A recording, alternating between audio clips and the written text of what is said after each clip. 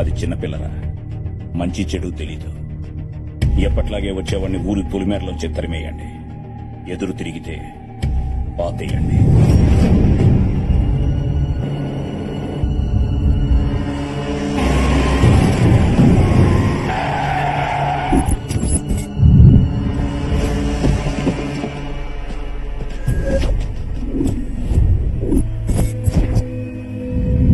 వచ్చే పెళ్లి కొడుకు ఈ బండిలోనే ఉన్నాడు. బండిలోనే పాతేయండ్రా.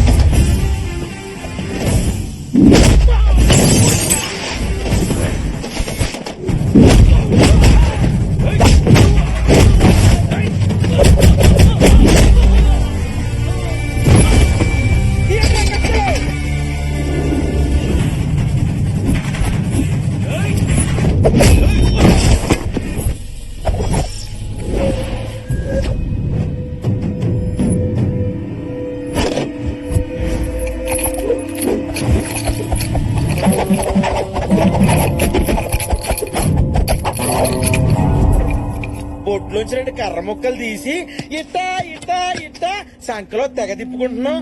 అప్పుడెప్పుడు ఇంట్రొడక్షన్ వాడానురా, చాలా గ్యాప్ వచ్చింది. తచ్చిపోయింది గానీ మర్చిపోలా. అయితే కొట్టేస్తావా? అది మీ బిహేవియర్ మీద బేస్ అయి ఉంటదిరా. మీరు వెనక్కి వెళ్తే నేను ముందుకెళ్తా, లేదంటే వెనక ముందు చూడకుండా కొడతా.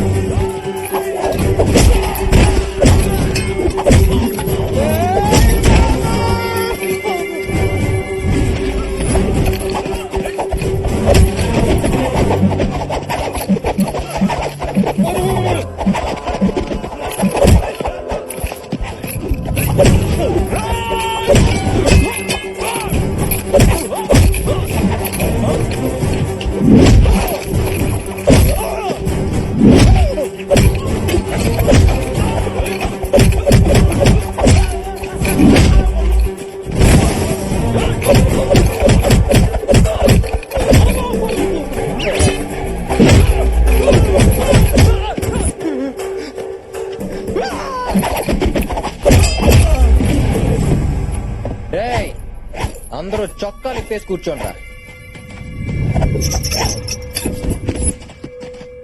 సో ఫైనల్ గా మీ అందరికి ఏమర్థమైందిరా? రూట్ తెలియకుండా డ్రైవింగ్, ఎదుటోడు స్టామినా తెలియకుండా ఫైటింగ్ చేయకూడదని అర్థమైందన్నయ్య. మీ ఫేస్లు చూస్తుంటే ప్రొఫెషనల్స్ లా లేరురా. ఏం పని చేస్తారా? సాయిరెడ్డి చెప్పిన పనులన్నీ. ఎంత ఇస్తాడేంటి? 2 పూట్ల భోజనం పెట్టా ఎయ్యిస్తాడన్నా. రోజుకా? నెలకి. నాకు ఓ విషయం అర్థమైందిరా. మీలో ఎవ్వరూ కావాలని రౌడీలు అవ్వలేదు. మీ దరిద్రమే మిమ్మల్ని రౌడీలు చేసింది. అవునన్నా. మీ అందరికి బ్యాంక్ అకౌంట్లు తీసి ఒక్కొక్కడికి 10 లక్షలు వేస్తాను. మీ పిల్లలందరినీ బాగా చదివించి ప్రయోజకులు చేయండి. నువ్వు అల్లునివి కాదన్నా, మా కోసం వచ్చిన దేవుడి నువ్వు.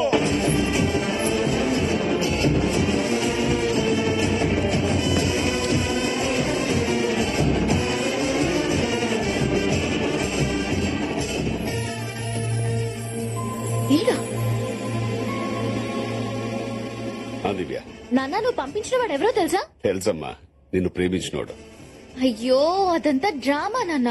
వాడు వచ్చింది ఫ్యాక్టరీ కోసం. నువ్వు అలా చెప్తావని కూడా చెప్పాడు. నాన్న, అది కాదు నాన్న. చూడమ్మా, నాకు 4 నిమిషాల్లోనే నచ్చాడు. నువ్వు 4 రోజులు చూడు, నచ్చకపోతే పంపించేద్దాం. హలో హలో,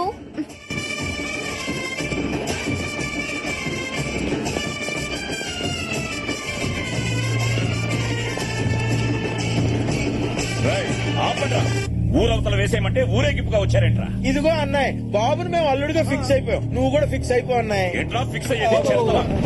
కూల్ బాబాయ్. రౌడీష్, బాబాయ్తో కొంచెం పర్సనల్ గా మాట్లాడాలి.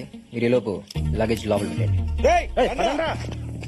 చూడు బాబాయ్, ఆ భూపతి రాజు పంపితే ఇక్కడికి రాలేదు. దివ్యను ఇష్టపడ్డాను కాబట్టి వచ్చాను. సో మీరు ఈవెంట్ స్టోరీలోకి నా లవ్ స్టోరీని లాక్కండి ప్లీజ్. కోఆపరేట్ చేయండి. ఏంట్రా కోఆపరేట్ ఆగు చేసేది? మావయ్య. ముందే తను నాకు నచ్చాలి కదా. 4 రోజుల్లో ఎలాగో వెళ్ళిపోతాడు, ఉండనివ్వండి. ఎక్స్ట్రాలు చేసావు. ఓకే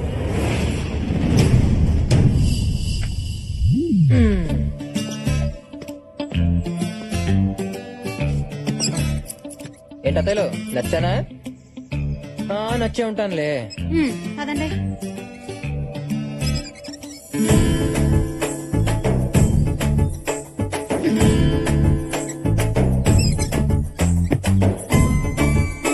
విజయ్, నువ్వు అక్కడ లవ్ కట్ చేసుకుని వస్తే నేను ఇక్కడ మ్యారేజ్ సెట్ చేసుకుని వచ్చా. ఎలా ఉంది ట్విస్ట్? 4 రోజుల్లో నేను చెక్అవుట్ చేస్తా. నీ లగేజ్ తో రెడీగా ఉండు. అబ్బో, ఇందాక నుంచి అబ్జర్వ్ చేయలేదు కానీ లంగా ఉండిలో బెల్లి సెక్సీగా ఉన్నావే. అన్నాడు అన్నాడక్క. అబ్బో,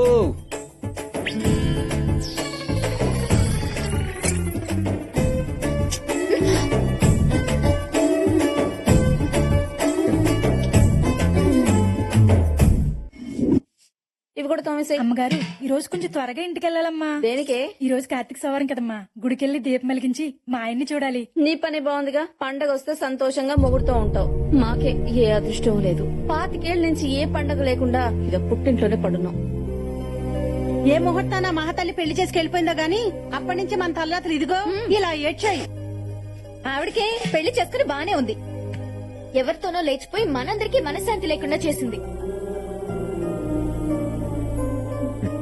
ఏంటో మీటింగ్ పెట్టారు? ఓ, నా పెళ్లి గురించి ప్లాన్ చేస్తున్నారా? కాదు, నిన్నెలా బయటికి పంపాలని ఆలోచిస్తున్నాం. అబ్బచ్చా, నేను అంతా విన్నానులే గాని అయినా మీరు అత్తలు కాదు, అప్సరసలు. ఎంత అందగత్తులు వదిలేసుకున్నందుకు మీరు కాదత్త, వాళ్ళు అడవాలి. అందం ఉండి ఏం ప్రయోజనలే బాబు.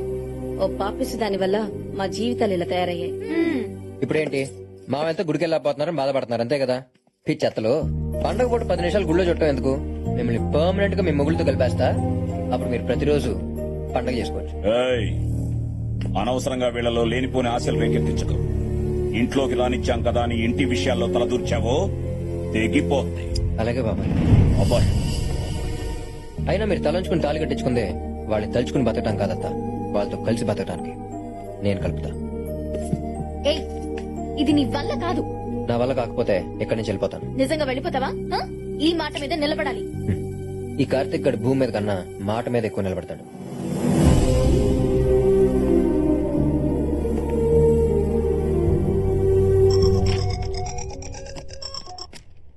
అమ్మా, మనూరు వచ్చానే. అత్తలందరినీ చూశాను. నువ్వు చెప్పినట్టు అందరూ చాలా మంచోళ్లే. అమ్మ కాదురా, నాన్నని. నాన్న అదే ఫ్యాక్టరీ. అమ్మ నాకంతా చెప్పింది. నువ్వు అనుకున్నట్టు జరగడం అంత ఈజీ కాదు. నాన్న, నాకు కొన్ని లెక్కలున్నాయి, వాళ్ళకి కొన్ని బొక్కలున్నాయి. రెండింటినీ క్యాల్కులేట్ చేసి కలిపేస్తానుగా. రే, మేము ఇక్కడికి వచ్చిన కొత్తలో ప్రతి రోజు ఫోన్ చేసి నానా బుద్ధులు తిట్టేవాళ్ళు. నన్ను వాళ్ళు మామూలు టార్చర్ పెట్టలేదు. అవునా? అమ్మాళ్ళ గురించి అంత పాజిటివ్ గానే చెప్పిందే. ఇంత నెగిటివ్ యాంగిల్ ఉందా?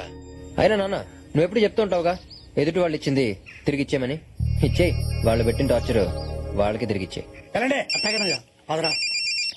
హలో, ఎరా బామ్మర్దే, బ్రేక్ఫాస్ట్ అయిందా? ఒరే నువ్వా? నీకెంత ధైర్యం నాకు ఫోన్ చేయడానికి? ఫోన్ చేయడానికి కావాల్సిన ధైర్యం కాదురా, ఫోన్. బఫలో బఫలోనా? ఏనాయన పిలు.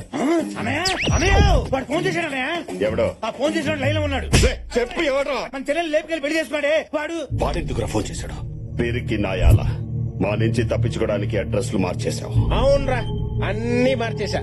నీ ఫేట్ కూడా మార్చబోతున్నా. నువ్వేంట్రా నా ఫేట్ ని మార్చేది? ఎరా, కూతురు పెళ్లి చేయబోతున్నావుట, జరగదా? లేపుకుపోతాడు. రేయ్, ఎవడ్రా నా కూతుర్ని లేపుకుపోయేది? నా కొడుకు దింపేశా. ఈ పాటికి ల్యాండ్ అయ్యే ఉంటాడు. తాళి కట్టే 1 నిమిషం ముందన్నా వచ్చి నీ కూతుర్ని లేపుకుపోతాడు. వెంటనే పెళ్లి పనులు ఆపేయి. ఈ అడ్వాన్స్ అయ్యి ఒక్క కాదని కంటిన్యూ అయ్యావనుకో, ఆడు నీతో ఆడేది 2020 మ్యాచే. రేయ్, నువ్వు అప్పుడు మిస్ అయ్యావు, కానీ నీ కొడుకు ఇక్కడికి వస్తే వాడిని ముక్కలు ముక్కలుగా నరికి నీకు పార్సల్ చేస్తా. ఆ పీకేవలే. రేయ్, ఆ సరస్వతి కొడుకు దిగాడట. ఊళ్ళో ఎవరైనా కొత్త వాళ్ళు కనిపిస్తే కాళ్ళు చేతులు కట్టి తీసుకురాట. అలాగే అన్నయ్య. ఏంటి మామయ్య అందరూ అంత టెన్షన్ పడుతున్నారు? ఎవరు ఫోన్ లో? ఏవో పాత గొడవలు. ఓ. కరెక్ట్ టైంకి వచ్చావురా, భోజనం చేద్దాం.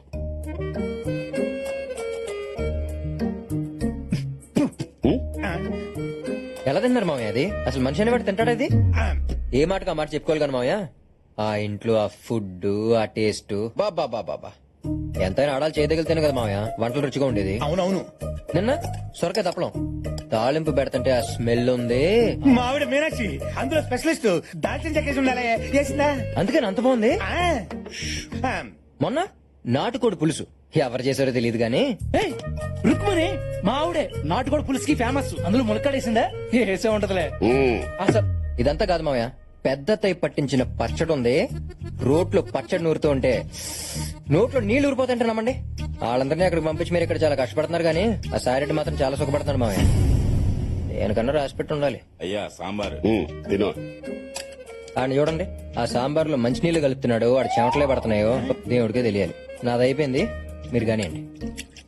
కానీ ఒక్కటి మాత్రం నిజం మావయ్య, ఈ ఇంట్లో అన్నీ ఉన్నాయి, ఒక్క ఆనందం తప్ప. అది మాత్రం ఆ ఇంట్లోనే ఉంది. ఏం మాట్లాడుతున్నావు అల్లుడు? వాడిని పొగడ్డానికి నిన్ను అక్కడ పంపించింది. ఇంతకి దివ్య ఏమంటుంది? అమ్మాయి అయితే ఆల్మోస్ట్ ఓకే మావయ్య. మీ ఇంట్లో వాళ్ళకి పెళ్లి విషయం చెప్పావా? చెప్పా, వాళ్ళు బయలుదేరి వస్తున్నారు. మరి ఇంకేంటి ప్రాబ్లం? అసలు ప్రాబ్లం ఏది కదా మావయ్య, మా పేరెంట్స్ సంగతి మీకు తెలియదు. మా అమ్మకి పట్టింపులు ఎక్కువ, మా నాన్న కోపం ఎక్కువ. ఇల్లు చూస్తున్నావు లేడీస్ లాగా బోసుగా ఉంది, వాళ్ళు వచ్చి చూస్తే ఏమంటారో నాకు టెన్షన్ గా ఉంది. అరే చిన్న పంతం కోసం పిల్లల్ని వదిలేశారంటే అలాంటి ఇంటి నుంచి వచ్చిన అమ్మాయి రేపు నిన్ను వదిలేదని గ్యారంటీ ఏంట్రా అని అడిగితే నేనేం చెప్పను మావయ్య. అయితే ఇప్పుడు ఏమంటావు? అత్తలు తెచ్చేద్దాం మావయ్య. అల్లుడు ఏం మాట్లాడుతున్నావు? మీ వాళ్ళ కోసం ఆ 25 పగని పక్క పెట్టి వాళ్ళని ఇక్కడ తీసుకురావాలా? అదే మీ వాళ్ళ ప్రాబ్లం అయితే ఈ పెళ్లి జరగదు. మొత్తం రివర్స్ అయ్యేలా ఉంది. దీనికి ఎందుకు మావయ్య అంత ఆవేశపడతారు? ప్రతి ఊరికి ఒక బైపాస్ ఉన్నట్టే ప్రతి ప్రాబ్లం కి ఒక సొల్యూషన్ ఉంటది. అయితే దీనికే సొల్యూషన్ ఉందో చెప్పు. Tent house. అవును మావయ్య, ఇప్పుడు పెళ్లి అనగానే మనం ఏం చేస్తాం? టెంట్ హౌస్ కి వెళ్లి టేబుల్స్ కుర్చీలు తప్పెళ్ళాలు గంగళాలు తెచ్చుకుని ఆ పెళ్లి ఉన్న 2 రోజులు వాడుకుని తర్వాత పంపించేస్తాం. అలాగే మీ పిల్లల్ని తెచ్చుకుని ఆ పెళ్లి ఉన్న 2 రోజులు వాడుకుని తర్వాత పంపించేద్దాం. దీనివల్ల మనకు 2 బెనిఫిట్స్ మావయ్య. ఒకటి ఈ పెళ్లి జరుగుద్ది, ఇంకొకటి మళ్ళీ ఆ సాయిరెడ్డిని దెబ్బతీసినట్టు అవుద్ది. అల్లుడు ఐడియా అదిరిపోయింది. టెంట్ హౌస్ అయితే రెంట్ కట్టాలి, వీళ్ళకి అది కూడా అక్కర్లేదు.